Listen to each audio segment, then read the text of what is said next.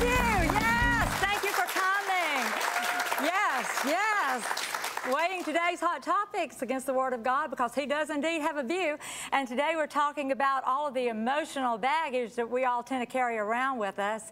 And society in general, how are they dealing with their own emotional baggage? Have you guys heard about the new app that's out that you can put on your phone where you can download an emotion and receive a song? So I think it's probably something. I haven't tried it because I have no interest in it. So if I'm feeling bad, I'm feeling bad, and it's going to sing me a happy song. No, actually, it's connecting people together, which is a good thing. But what it does is, if you put an emotion in, say I'm having a bad day, I broke up with my boyfriend, or something happened today, then another friend who's connected to that app, maybe somebody you don't know, is going to recommend a song that you should listen to. You don't use that. Oh my goodness. Absolutely don't use that. Do you have that on your phone? But I thought that, no, absolutely not. But I thought Do you pay for this? I have no clue because I haven't downloaded that one. That sounds pretty dangerous. I think Well, it does. there's a But you danger. know, it might be better than too, as Xanax well. and, you know, the other medications. If you could just listen to a song and not have to medicate for it, that could be good.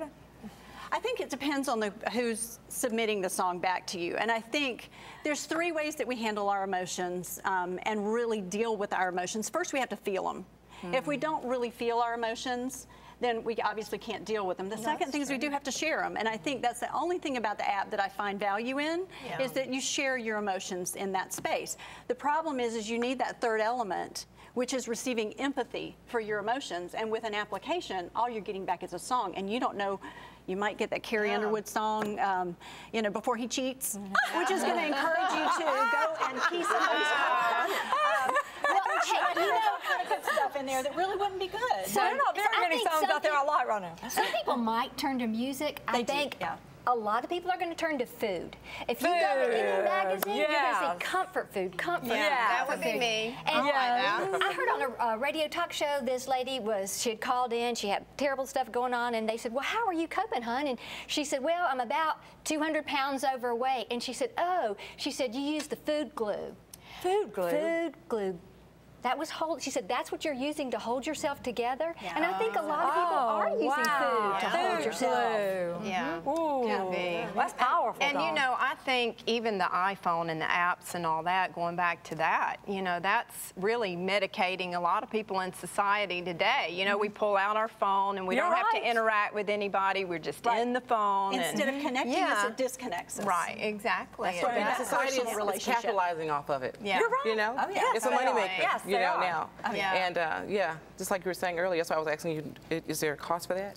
Well, there probably is. There usually is for almost all apps, unless they have some advertisements. So they're getting paid. But what about one Facebook? way or the other? You know, everyone now is sharing everything just on post your Facebook. status. You know, I'm feeling horrible today. And you're going to get so many hits from people that's going to make you feel so much better instantly. Exactly. I just want sympathy. That's the fix here. Well, and we need that sympathy and empathy. You're going to get it on Facebook. World on Facebook, and you look out there and you think, oh, their family's perfect. Mine's not. And what you're seeing is not really the real thing. And so it could leave you feeling worse about yourself than feeling better about yourself. There is something called Facebook depression, you know. No. Yes, right, that people are having to deal with because they're looking at other people's lives and saying, wow, why can't I be on that cruise? Why can't I have that big raise? Why can't, you know, and we're comparing ourselves to one another, and it's bringing more emotional baggage. I have a friend that had to go off of it because she could not get pregnant. She couldn't have a baby, and she said every time she went on there, she had to go off at Christmas and all the holidays because everybody's picture was with their baby and all that. My goodness. Mother's Day, she signed off of it because she said it sunk her into a depression. But she recognized what contributed to her depression, and she did something about it. And I think that's the key.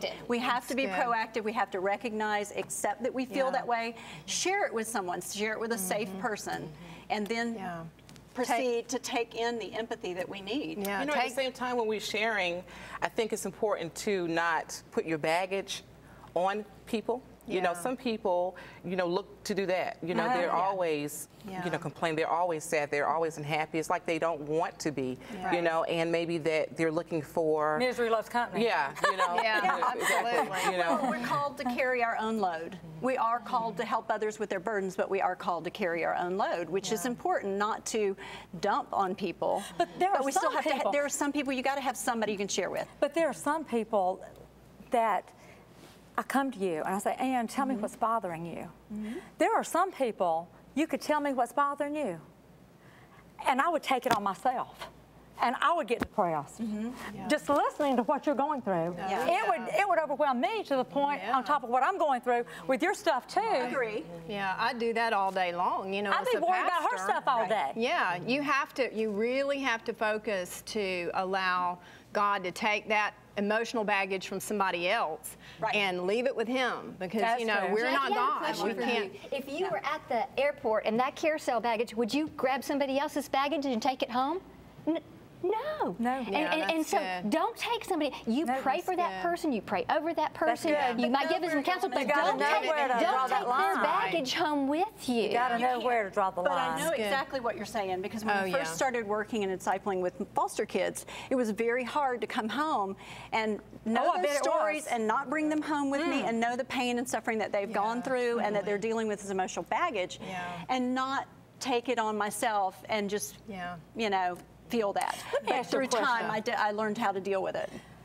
When you're down and out, when you're depressed, when something is really weighing heavy on you, can you eat? Can anybody eat? If I'm nervous, people who eat because they're worried. I can't do that. Food is the last thing I want. Well, it either goes one way or the other. Yes, I can do different either people or. do. Right. I have frozen M&Ms for a later day and gone and gotten them out. Those are pills. Those are happy pills. Those are your happy pills.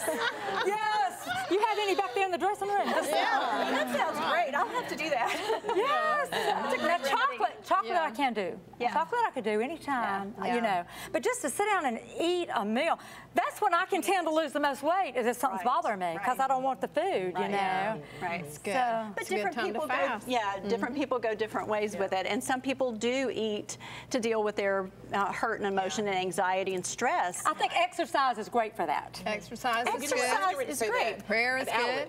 You know, I think everybody has to find their therapy, you know, to be able to release, you know. But you have to get to the root of the problem. Yeah. You can exercise, you can diet, you can do all these things, but if you don't solve the root of the problem of why we're either eating or not eating, it's still going to be there. So we have to deal with that. It's still going to be there when you get off the treadmill, honey. But maybe your personal therapy can help you put your mindset in a place where you can think about and you can process things, so you can actually, you know, then begin understand how you are feeling. Right. You know, and I'm talking about whether it's exercising, going swim. I like to swim. I just started swimming lately. I'm in this exercise regimen. But you know, find that place that you can kind of go to in order to get that, you know, resolution for yourself. I think sometimes we have to just shut everything else out, you know what I mean, and be able to just focus on ourselves.